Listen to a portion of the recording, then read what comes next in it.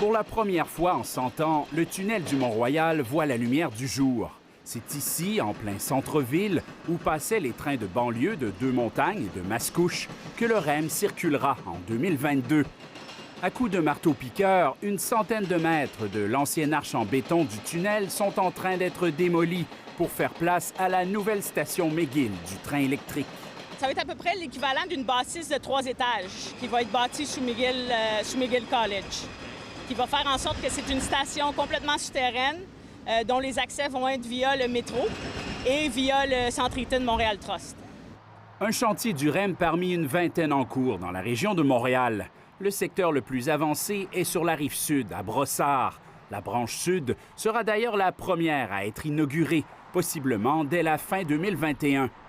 On voit ici la nouvelle station du quartier, au-dessus de l'autoroute 10, à la hauteur du 10-30. C'est sur ce tronçon de 3,5 km que débuteront bientôt les premiers essais du REM. Cet automne, vraiment, c'est là le moment où on souhaite commencer, donc recevoir les voitures, commencer les tests. C'est ce qu'on avait annoncé, on garde le cap sur l'automne. Dans l'ouest de l'île aussi, la construction du REM avance vite. Le long de l'autoroute 40, 6 des 14 km de structures aériennes à construire vers Sainte-Anne-de-Bellevue sont terminés. Ici, comme dans Griffintown, les piliers ont un impact important dans le paysage. C'est un petit peu plus haut que ce qu'on s'attendait, que c'était supposé passer en dessous au début, mais... Je pense que ça va. Je pense qu'il y a des structures qui sont moins belles que ça dans le coin. La facture finale du REM, évaluée pour l'instant à 6,5 milliards de dollars, pourrait encore grimper en raison de la fermeture des chantiers le printemps dernier. Et impact énorme de la pandémie à Dorval.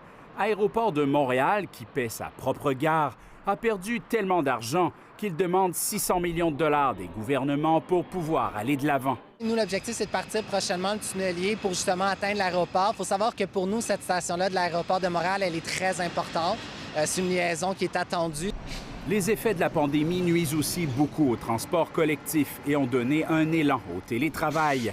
La Caisse de dépôt, maître d'œuvre du projet, est-elle inquiète pour son investissement?